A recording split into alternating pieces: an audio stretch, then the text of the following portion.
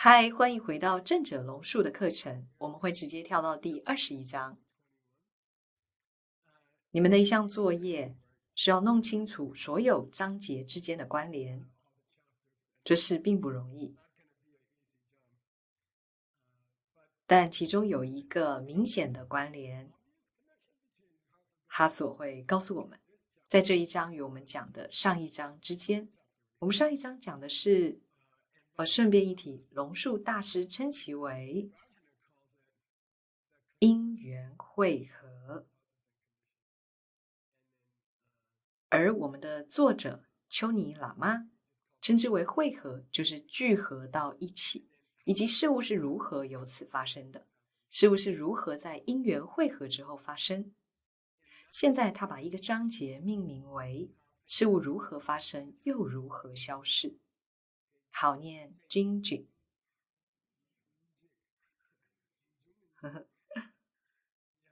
这是对金和举的测验，事物如何发生又如何消逝。$100的问题，为什么他不用 K-GA 开始和停止？那是他第一首寄送的部分，著名的第一首寄送。其实现在讨论的 KWA 和 GEPA 意思是开始和停止，而他现在突然改为闪现和消逝，因为他把它和创造和毁灭的原因和条件联系在一起。还有其他答案吗？为什么你会从开始变成，你知道吗？通常在第一章节他会说 KGA 开始和停止，现在他说 Jinji 意思是闪现和消逝。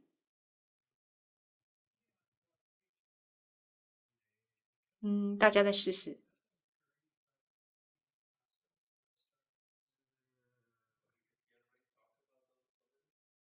好吧，$50，给你一个提示，你有答案了吗？有什么猜测？哦，Chichedra，想想有关 Chichedra 那是什么？总之，我给你讲讲重点。这是一个微妙而重要的观点，就是不变的事物不会开始或停止，但它们确实建立，然后不复存在。那幅著名的画是什么？我们用作 K 港，你把它叫做什么？正弦曲线。是的，它们会开始，就像启动你的车子一样，或者像起床一样，你得让车子加速。当然，然后当不变的事物出现，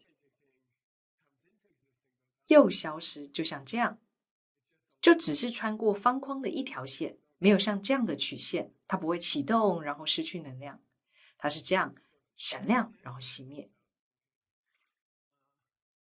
如果他能写一个章节来说明这个差异，我将非常感激。现在坏消息就是他没有写，丘尼喇嘛没有，我不清楚。不管怎样，现在的情况就是如此。但让我们来看看这个章节，往后在学习中心里要记住这一点，这是一个极其重要的区别。空性是否有开始和停止？它会闪现，然后熄灭，但它不会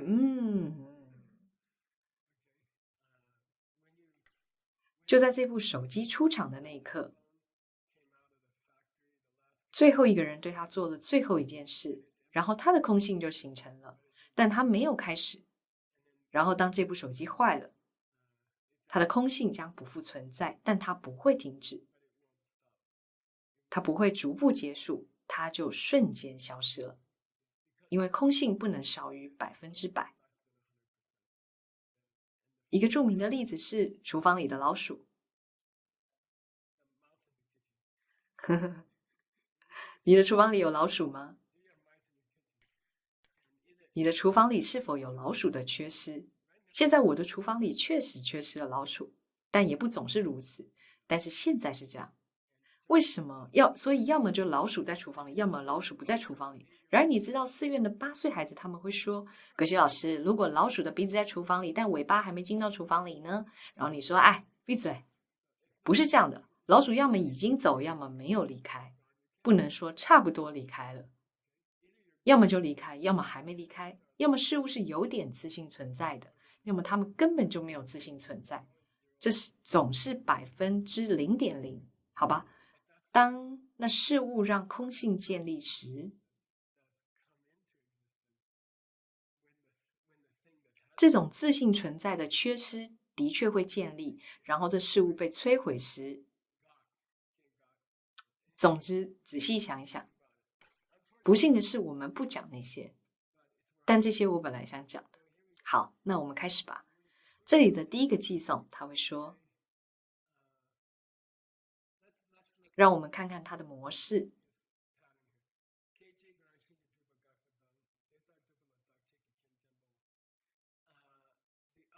另一个人会说，当事物开始时，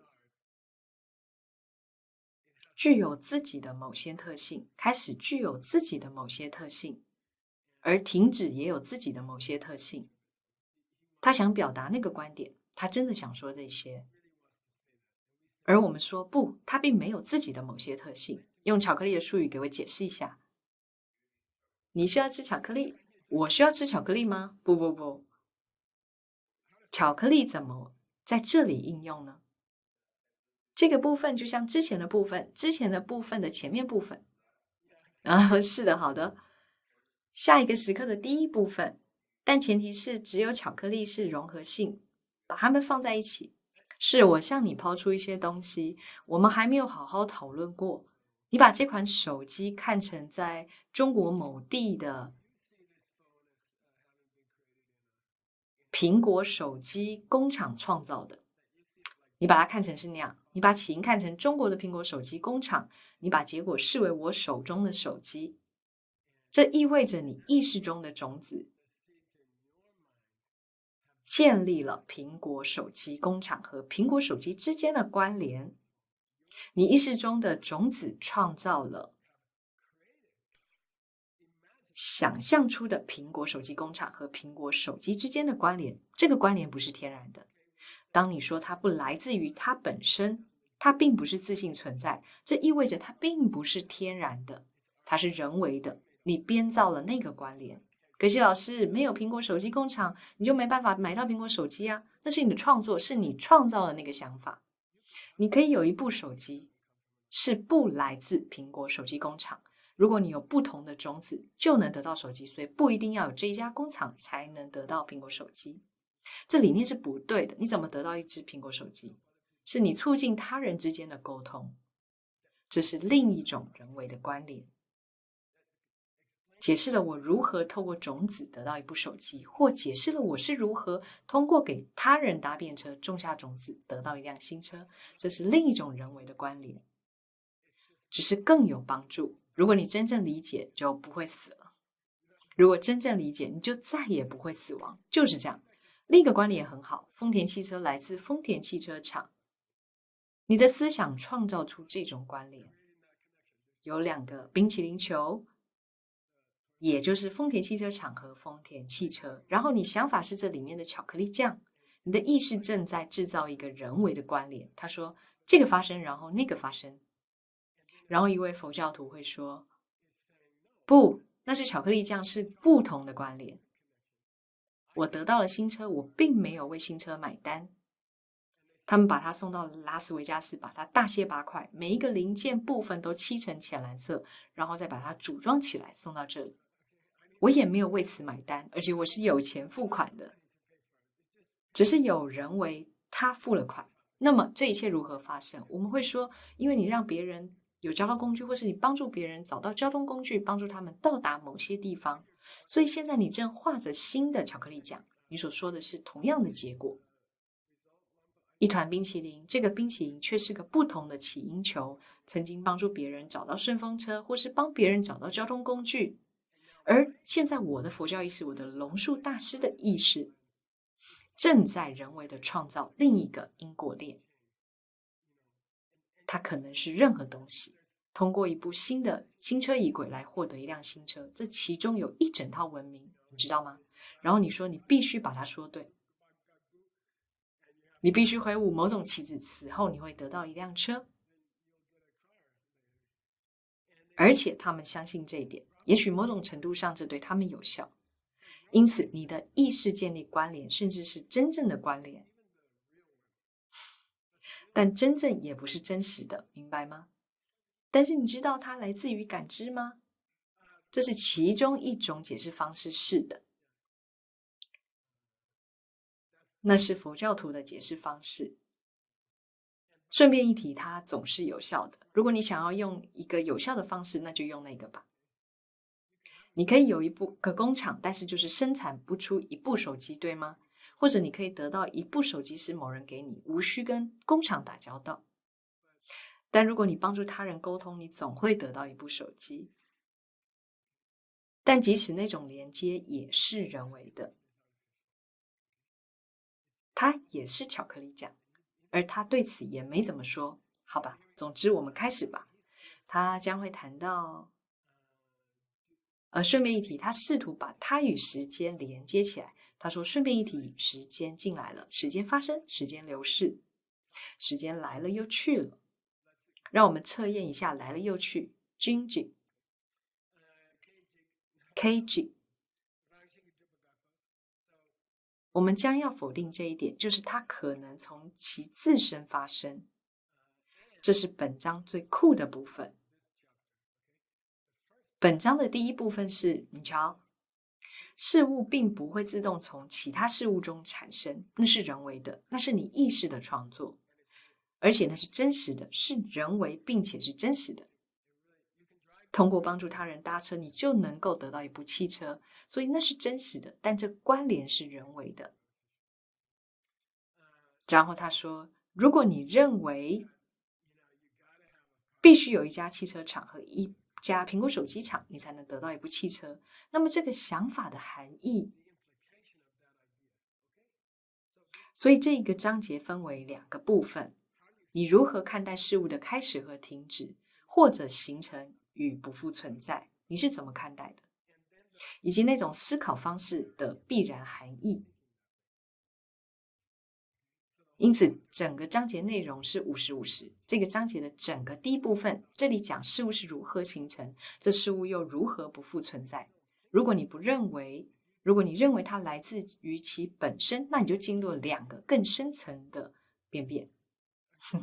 所以你在思考事物如何开始与停止，错误的方式会导致两个更深层的问题，两个更为严重的问题。明白了吗？那叫什么来着？念这个的意思，他在这里并没有提到它，但是那是什么意思呢 ，Tim？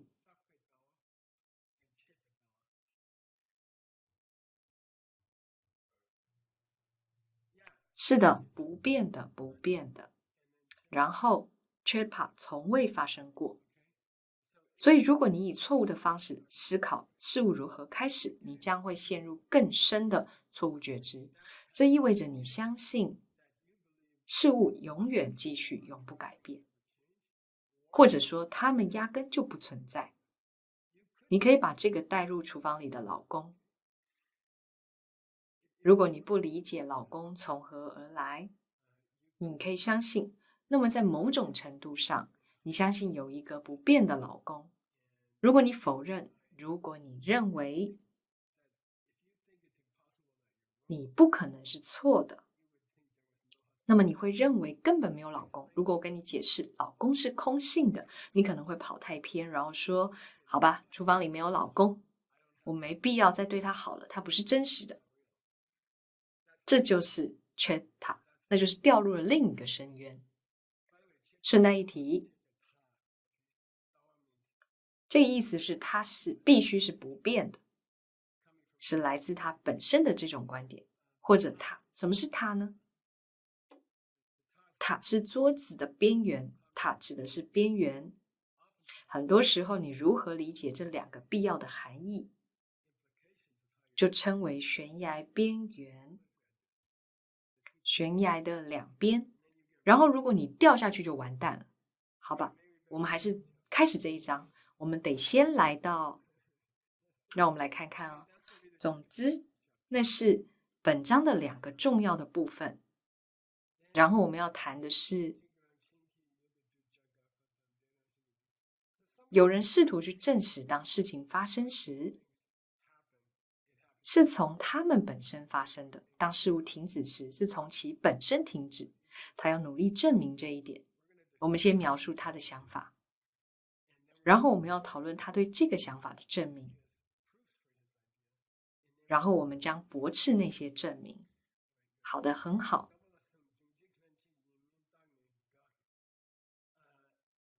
这是测验或调查。现在我们要去进行调查了，这意味着有没有可能，是否有可能闪现的和消逝发生在同一个对象上？这个瓶子是否会产生并消逝？瓶子会不会同时产生又消逝呢？还是它们在不同的时间发生？好吧，这就是现在你们已经习惯于这种，你们已经习惯了这种讨论。这个瓶子是否会同时产生和消逝？还是会先产生，然后消逝？好吗？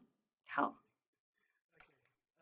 顺便一提，答案是2个都不是。然后我们要检测对象的类型，那种能够展现出产生和消逝。什么样的事物看起来就像正在产生和消逝？我们将讨论这个事物，而不是这2种品质。我们将讨论具有这2种品质的事物。然后终于到了，我们将讨论其可能性，就是它们是同一事物，并且是分开的。这不同于说它们是否可以在同一个对象上。第一个问题，这能否有产生和消逝？一个瓶子可以同时具有2者吗？然后第二，我们要检查瓶子本身，它具有这2种品质。然后我们可以检查这事物的发生能不能也是消逝，或者它们是分开的，懂吗？因此，第3个问题和第一个问题是不同的。一个瓶子可以同时出现这2种情形吗？这是第一道问题。当一个瓶子同时具有这2种情形，它们是同样的事物吗？或者它们是不同的事物？明白了吗？我们开始吧。以下是文本。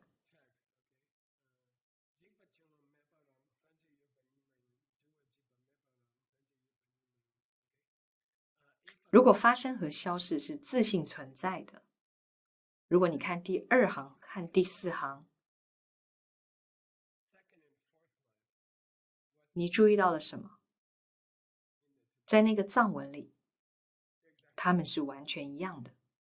第1行和第3行之间有什么区别？这就更有意思了。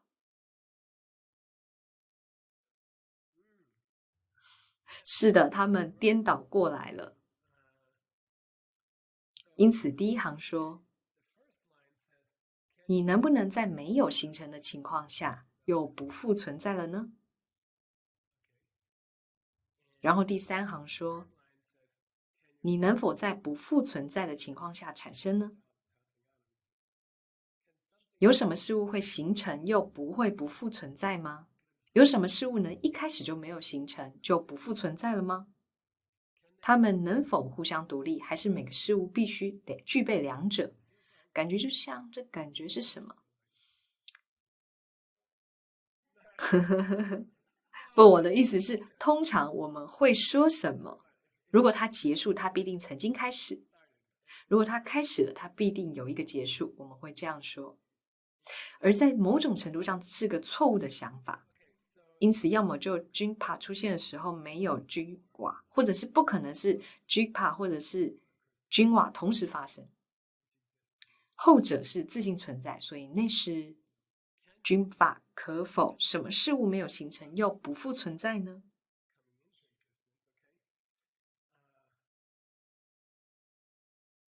然后它们能否在同一个对象上存在？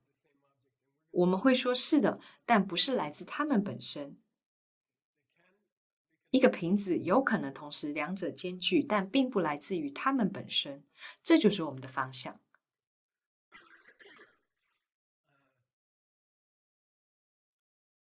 所以我们开始吧。顺便一提，这里的藏文是非常艰涩的。大约有1个星期，我以为这是错的。我查了几个木刻本，而且我们很难找到。所有丘尼喇嘛的作品都在文化大革命中被摧毁，所有的一本都没有留下来，他们都被烧毁了。我们什么也找不到。然后我们在俄罗斯找到了一套约翰布雷迪的 AL 团队在俄罗斯待了12年，他们发现了一套雕刻精良的完整作品。这是一个重大的历史事件。这些可能是世界上最多年遗失多年的，而我们有一些手抄本，是人们去了某些地方抄写下来，但是抄的不怎么样。因此，约翰布雷迪的团队，上帝保佑他，特别是杰森·邓巴，我们应该感谢他。他甚至去了丘尼喇嘛的寺院，并且找到了更多原始书籍，我们也都保存了一份。所以我得去查一查。我想你会有兴趣看看它是什么样。这是最好的雕刻品，比如你在俄罗斯能找到的这些雕刻品。而且我们获得了俄罗斯政府的许可。当我们签下12年的工作合同时，我们得到许可带走寺院的书籍。如果他发现任何我们可以复印的书，我们可以复印并带走。是250，不是吗？是的，这是条规则，但是我们签了一份很棒的合同，这是一份很强硬的合同，和俄罗斯一位疯狂的格鲁吉亚署长谈判，但最后他同意了。我想你会想要看看，这是一个相当好的雕刻品，这是一件很好的雕刻品。因此，无论如何，露露没有错误。实际上，露露是正确的。我以为她可能是错的，但并非如此。好的，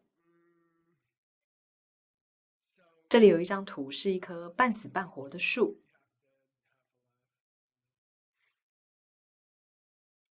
你可能拥有不会死的生命吗？你能拥有永不死亡的生命吗？或者你还活着的时候能死了吗？这个问题基本上就是如此。谈论这个不会死的生命，听起来很傻。不死的生命会是生命吗？然后另一个问题是，你有可能在还活着的时候死去，却仍然活着吗？怎么样？这基本上就是我们收到的问题。而你会说，格西老师，这些都是很傻的问题。是的，如果你活着，你就曾经死；如果你死了，你一定曾经活着。如果你还活着，你可能还没死。但这并不是那么肯定，不是那么确定。这就是我们要讨论的。下一个寄送是龙树大师写的，内容如下：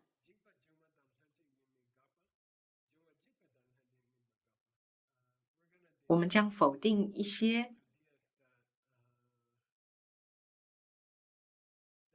不复存在能与产生一起存在的概念。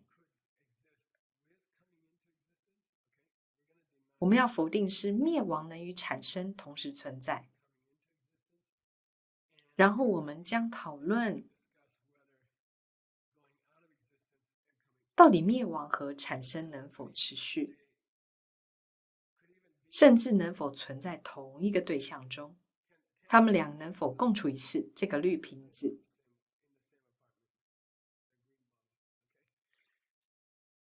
有可能吗？他们是否相互关联？你是否需要先产生才能有灭亡？这就是我们要研究的内容。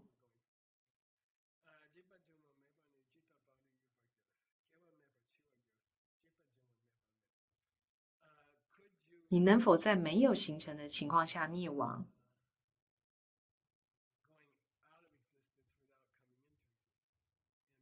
而我们说，这意思是怎么可能？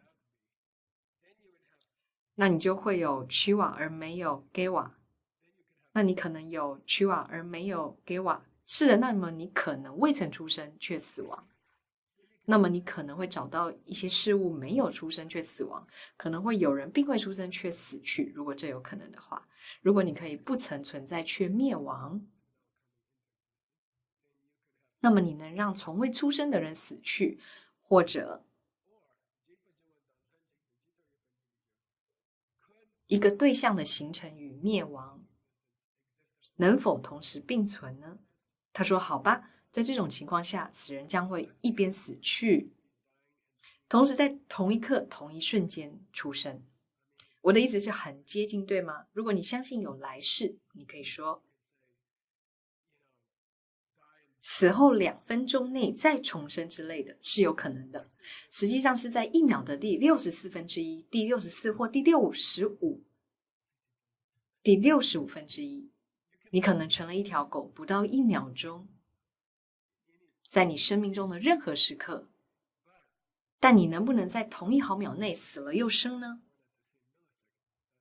问题就是这样，而我们说不能，不可能。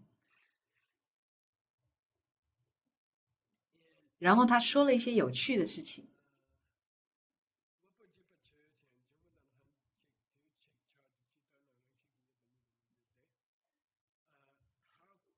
一个功能事物的结束怎么可能？意思是这个词的意思，坐在同一个公寓里或同一个地方，他们怎么可能同时处在同一地点？同一个对象物的灭亡和产生怎么可能在同一时间出现？他们两者怎么可能同时在那里？然后他说，答对奖$50，天生的来自其本身的$25，$25。我希望你们从艾丽那里领取，她现在正在休假，所以这不是我的问题了。你得从她那里领取。是的，我不知道她为什么要这样说。我的问题是一个事物的停止灭亡，能否产生在同一个事物上并存？它的灭亡能否与它的产生同时存在同一个瓶子上？是还是不是？罗莎说不是，然后他说一起，我是指这的意思是在同一毫秒内，他们是否都存在同一个对象上？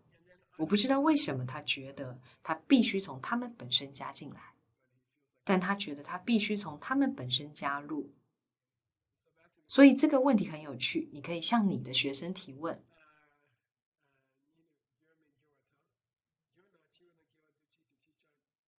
如果他们同一毫秒内处在同一个对象，那么人们可能在同一毫秒内死去和出生。人可以在同一毫秒内死去和出生。然后他说他们是，这是一个特殊的逻辑术语，如果你学过亚当斯的文本就会知道，这个意思是矛盾的。语中有2种矛盾，一个是一个事物不能是两者兼备，所以是的，他们是互相排斥的。他们这种被称为互斥的矛盾，存在与灭亡是相互排斥的。然后他说，像那是什么？什么是？是的，黑暗的反面是什么？光明。是的，在同一个房间里，所以这里有一张房间的照片。这是一张糟糕的照片，没有正确的照片这回事。因为正确的照片，房间就必须是在同一毫秒内遍布光明又漆黑一片，没有这样的事情。所以我只是试图找个东西来呈现。但他说，对于走向死亡的事物，某些不复存在事物却要在同一毫秒产生事物，等同于其他互斥的关系。就像一个房间里的黑暗与光明。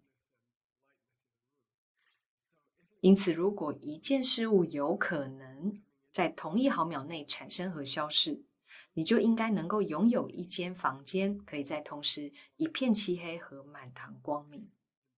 根据是同样的原则，不可能的。顺便一提，他会给你下套。说来容易，是啊，房屋不可能全黑又全亮，而且就在同一毫秒内。事物不可能在同一毫秒内产生又消逝，这话说得很容易。但事物到底如何运作，界限在哪里？他迟早会说界限在哪里。什么时候这个瓶子从产生转为灭亡？转移的界限在哪里？然后那条线，你知道吗？在这个课程中，如果你只想全部的问题都答对，就说巧克力酱，就是巧克力酱啦，格西老师。是的，这之间不可能有一个界限，形成的部分和灭亡的部分不可能有界限，但确实有界限，我们认为是有的，而那个认为是有界限的，是来自于其本身，我们感觉得到，这是自性存在的一个很好的例子。如果你想要一个自性存在的好例子，就想想这一刻，当事物从存在变为不复存在，哪里是界限？分界在哪里？好的，很好。我们要学几个范文的单词，因为这是很好的课间休息，而且它们实际上很重要。我喜欢这个词，说恩雍雅，说恩雍雅，听起来像阿年洋葱，对吗？恩雍雅，这是恩雅加恩雅。为什么恩雅加恩雅不是恩央雅，而是变了恩雍雅？我不知道，但确实如此。恩雅的意思是其他不一样的，它来源于恩和以，我们已经说过了。这里的恩雅，恩雅的意思是一个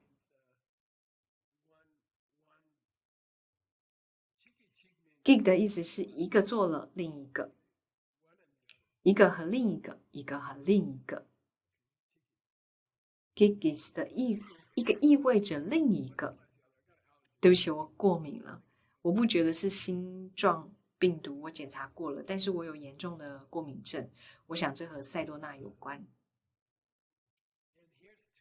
这里有恩雅、恩雍雅、恩雍雅的两个例子，说好吧，这是同一个瓶子的产生和灭亡的共存之处。他们在同一毫秒活在同一个瓶子上的意思是，他们两者在那瓶子上共存，他们两者都在，他们就像同一时间住在同一个公寓，这就是好。藏文意思是两者同一时间在同一个地方，意思是在一起，这意思是相互共存，因此消逝伴随着开始，开始伴随着消逝是相互的，他们两者都是在一起的。好的，很好。然后如果情况并非如此，那他们就是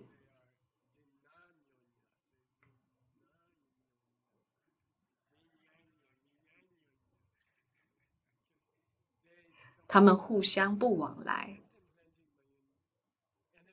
还有很多很多的例子，乌鸦和猫头鹰不会站在同一只树枝上，他们会打起来或是类似的事情。无论如何，光明和黑暗，他们是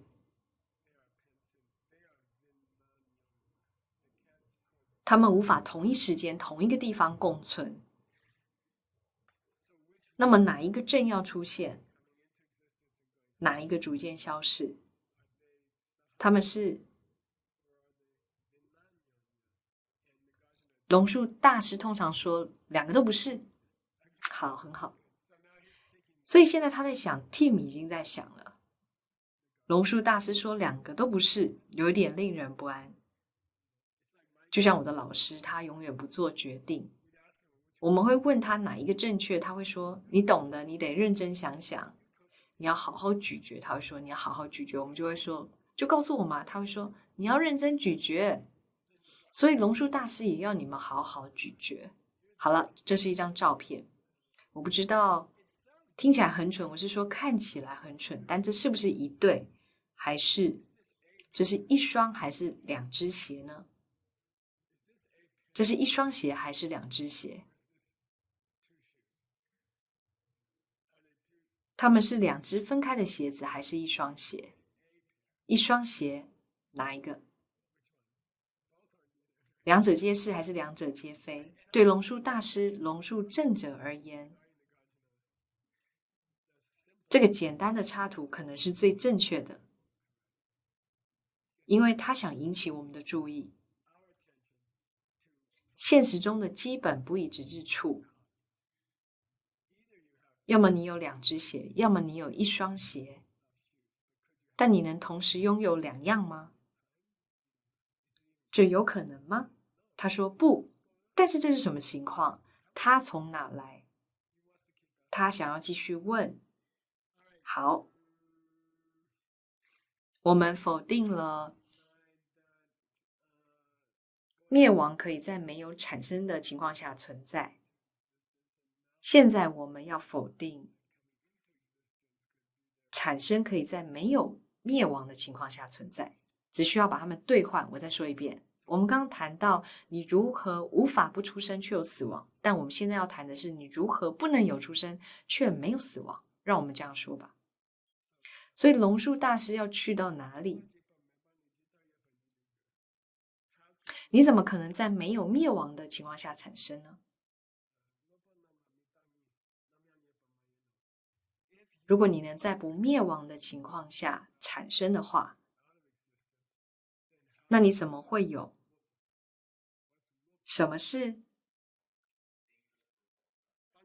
这是功能性的东西，能做某事的事物。顺便说一下，这里的梵语单词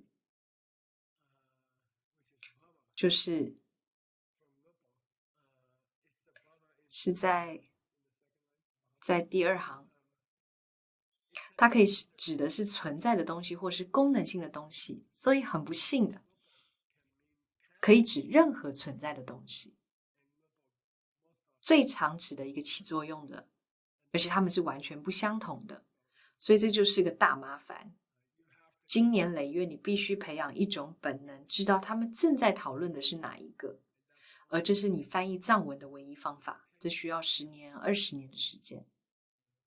怎么说呢？人们开始变得没有耐心了，在混合坚果课上。但我会说，你干了5年还什么都不是，等你做到第15年的时候再告诉我。他们说我想翻译它，我说好吧，但你必须感受它是在谈论一个有效的事物还是一个存在的事物，而这需要很多年。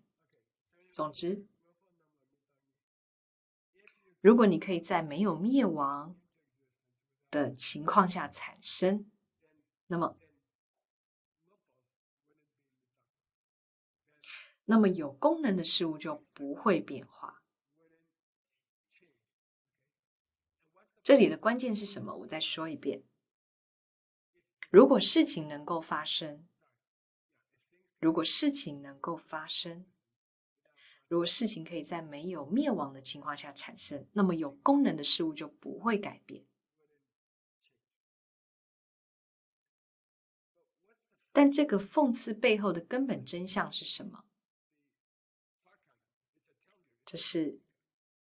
它是归谬派。哦，你在想没有灭亡的情况下产生？是的，我不想同一个瓶子上两者同时在，这很不舒服。好的，没关系。所以我想所有功能的事物不会停止，或者它们不是无常的，对吗？如果有这种想法而被指责，应该会非常令人反感。但这背后的原则是什么？所有功能性的事物必须是变化的。而这背后的原则是什么？这背后的基本原则是什么？最根本的真相是什么？所有有功能事物必须是变化的，为什么？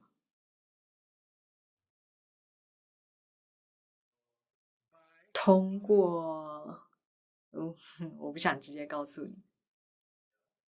通过做一些事情，它们变化了，好吗？这是非常基本的。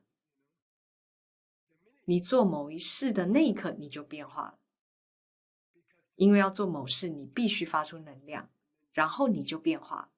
你消耗了能量，只要你活着就会死，只要你活着就会死。我看到一个好笑的事，讨论哪些疾病是致命的。一些医生说完蛋了，生命已经到了尽头，而我们会说哦，是啊。如果它真的有功能，如果你能动，你就会死。你在变老，你在衰老，只要在运动，在影响其他的事物，你就会死。你耗尽了能量，你的每一个动作，说的每一个字，将花费你的一生。这点让我抓狂，因为我对这一点非常敏感，而这让我抓狂。人们认为我是个混蛋，因为我说不要浪费我5分钟的时间。他们会说为什么？你以为你是谁？我说不，我只是觉得我要死了，我得好好利用时间，而且我快要用完了。如果我花5分钟和你谈论你的特朗普，那么我就损失了5分钟的时间。他们会说好吧，那有什么问题呢？你还活着啊？我说是的，但生命是由若干个5分钟组成的。好吧，别那么紧张。我就说好吧，我对这事情很紧张，我想利用这段时间，我不想浪费时间思考这件事。做事情让你衰亡，做某些事情让你毁掉自己。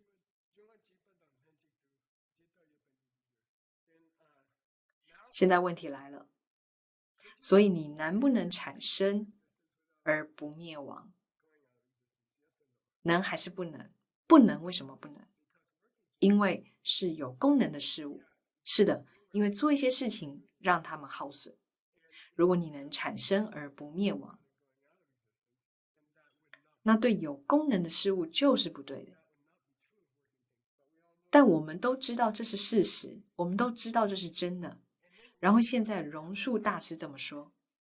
顺便一提，你也不能产生了却死亡。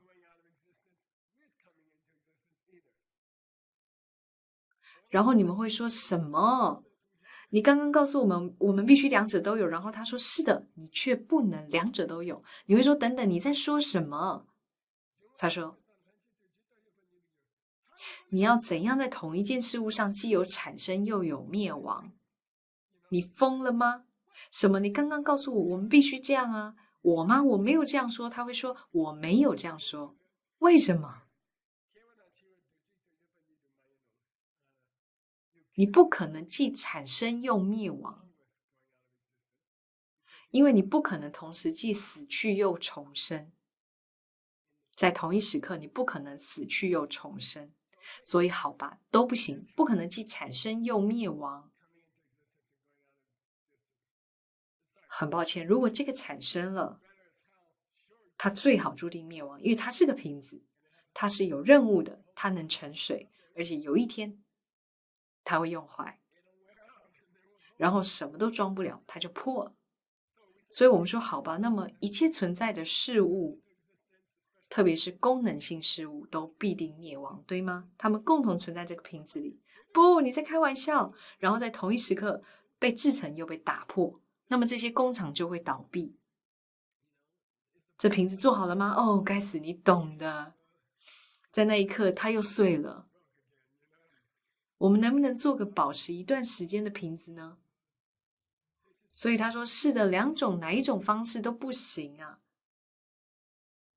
因此，这种认知存在一个问题，就是他希望你能思考的点。听着，你以为事情会这样发生，但它不能。然后你去到相反的方向，你以为它必须以那种方式发生，但它不能。不是瓶子有问题，而是你的意识有问题。那不是瓶子有问题，别怪瓶子，瓶子只是在做本分的事情。你是那个认为只要有2种可能性的人，是你这么想的。你是否考虑过，只不过是你疯了？这2种可能性都很愚蠢。你是否考虑过，你整个一生都在选择这个，选择另一个，选择这个，选择那个，不能两者皆是，不能两者皆非，不能两者兼得，不能两者皆非。他说，也许这个问题不好，也许2者中哪一个都不对，也许有别的情况在发生，比如巧克力耶，巧克力，给那个人$100。是的，但我刚才看着你，他很慷慨的，他想迫使你去思考，这一切一定是搞砸了，而且一定还有其他的可能性，那就是你人为的创造的这些事物，这是否意味着它们不是真的？不是，只有人为的事物才能打破你的头，或是让你永生，那就是种选择。好的，我这里有一些图片。我们几点结束今天这节课？现在马上吗？哦，我的天，好，让我们展示一张漂亮的照片。这张照片是能发挥作用的任何事物，而且会磨损。这是一副手套。我的意思是，如果你是一个园丁，或者是你做建筑物，然后你买了手套，然后在不知不觉中破损，这很令人沮丧。但每次你戴上它，就会磨损它。而你每次戴上它的时候，它就会越来越接近破损，就是这样。好的，我们继续。顺便一提，这句话的意思，万一你下堂课不回来了，